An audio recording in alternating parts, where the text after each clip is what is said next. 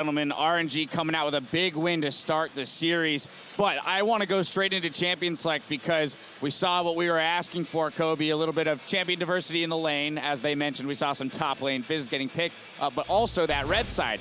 Game one, immediately showing us a new champion in that pool by Faker. Yep, a little bit. And this is actually what we were expecting. I like this game a lot because it did re-emphasize a lot of the points that we were talking about before going into it. And very clearly, in the first pick and ban, we could see RNG focusing on that top lane, two top lane bans. They very obviously wanted to get Looper the counter pick, whereas SKT focused very heavily on that mid lane. And Faker, as you said, you know, we talked about he's been using the Fizz in solo queue, and they wanted to get this matchup. But the fact that RNG also had the game plan of playing around their winning lane so easily, getting the Nidalee up there, and all he had to do was spend 3 seconds to burn a flash. Huge lead for Looper, and they were able to ride that all the way to mid-game map control, which is what we were questioning if they'd be able to do. I mean, a lot of people would look at this pick and ban phase and be like, why do you ban Maokai Echo and give them Poppy? Yeah, you know, exactly. that doesn't make any sense. That's all the three best picks, and you're not first picking Poppy. But that's obviously to set up that counter pick in the top lane for Looper and say, you know what, we're just going to steamroll this one lane. The problem with RNG is, in case it was a lane swap, obviously a lot of the power would have been taken out of their composition because it built so heavily around Looper winning 1v1. Yeah, lane swap would have definitely messed with the plans here. We did see also a shift now in playstyle from SKT, very much so more timid. Spawn on the castle set like 3 winning lanes. I would actually argue that some of these lanes from SKT could win a lot harder, but they elected not to. If you look at what Wolf and Bang were doing in the bot lane, Soraka, Sivir can win that lane basically on push and out sustain, but from the get-go they had the option to push in, but because they respect Mlxg so much, because they're so afraid of teleports, their entire playstyle was centered on passivity in the bot lane and just being pushed in. So I hope that at least somebody comes out swinging a little bit in that bot lane. I think it was very, very clear. We saw an SKT lineup who, a bit as we talked about, had looked back at the games they played and said, guys, we are too aggressive early on. We shouldn't play that aggressive, because as you said, they had multiple chances to actually play very, very aggro in the bot lane, but you have a Soraka. You don't want to risk playing, you know, just pushing the lane 24/7, get early ganked, and then suddenly you fall behind again and again. So I think they came in, had changed the mindset, but that actually meant that their composition where they were supposed to then have at least a 2v2 on the bottom side that could push, ended up just losing as well.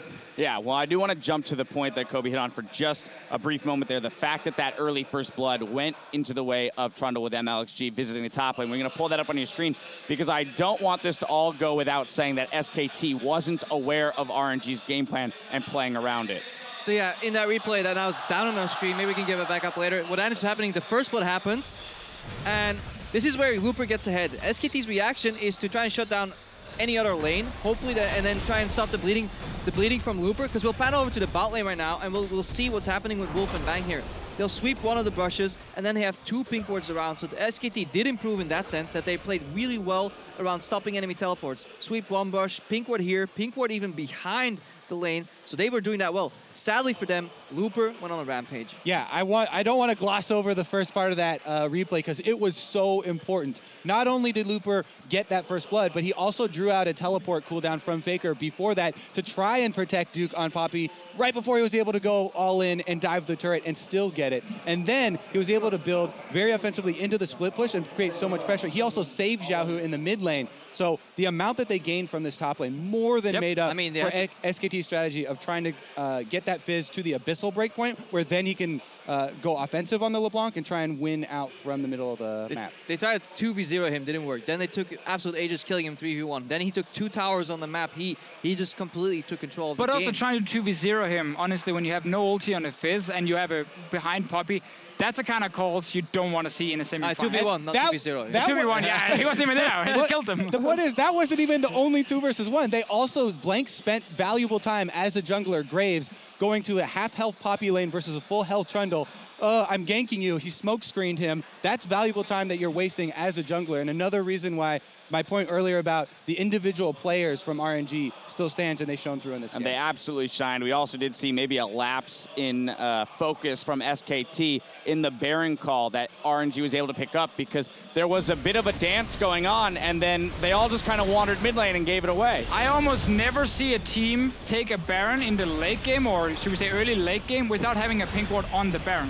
Because RNG still had exactly the same problems when it came to setting up their vision, but right here, they rushed the Baron because there's basically 2 things that can happen. Either SKT runs in to stop it and you get a team fight if you're RNG, or SKT is sleeping in the mid lane and you get a free Baron. So it's a win-win, and that's why they go for it, and SKT, they decided to nap a little bit in the mid lane. Yeah, it's a win-win, but all of these winning teamfights usually when RNG plays LeBlanc comes at least from Xiaohu flanking. If this teamfight breaks out, he's in full vision, so it's a much different context. But there was no Soraka. The biggest problem here is that it's allowed to do. Like, I mean, they tried it earlier, and you saw how hard they got punished. RNG started the Baron with 2 or 3, they got punished, they lost complete control of the map.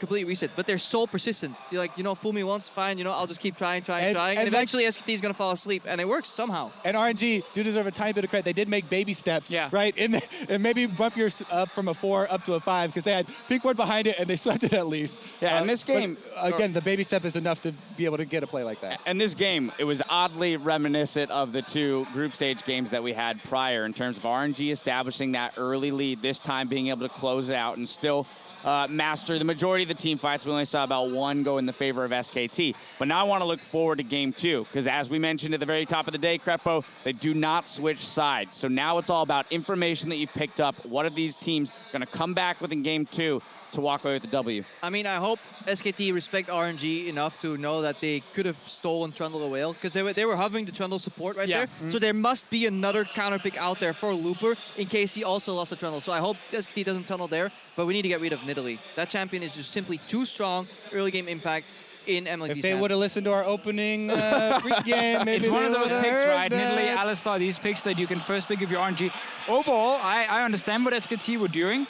Like, if we look at the mid game, you would have wave clear mid from the Sivir, and then you have the 1-3-1 with double teleport. And LeBlanc can never split push against that because she will not win the 1v1 and you get TP'd away from, and she does nothing. So I understand what they did, but because there were standard lanes, they lost top way too hard, and then it snowballs completely out of control. And I actually agree with you, Crepo. I do hope that SKT realize that and they don't give the massive winning lane of the Trundle over again, because I want to see Looper on other champions. Looper can do more than just smash his head into the other top laner as Trundle. Let's be honest here, that's not too difficult to win that matchup. Looper's echo was, I had a whole rant prepared before about how well he can team fight and the other things that Looper can do, but I see you, Dash. I'm out of time. I gotta get us out of here. I gotta get us out of here. I'm sure he would be happy to play Trundle the rest of the games, though, if it means they come away with the victories. Royal Never Give Up have jumped out of the gate with a Game 1 win, and the pressure's on for SKT to tie the series when they get back on the Rift. Our coverage of the 2016 MSI Semifinals will continue right after this. Furiously pointing at the table. We get ourselves through the rest of the picks and bans. The coaches shake hands and get off stage. It's now up to the 10 players on the Rift to get themselves into this match. Tanks a shark and maybe bit off a bit more than he could chew. Just kidding! They're gonna take down Faker through the wish. Now on to Duke, and his duchy is going to belong to China. Working out for SKT. Faker's in, he picks up Mata. There's a teleport in for Duke. This could be that turnaround fight.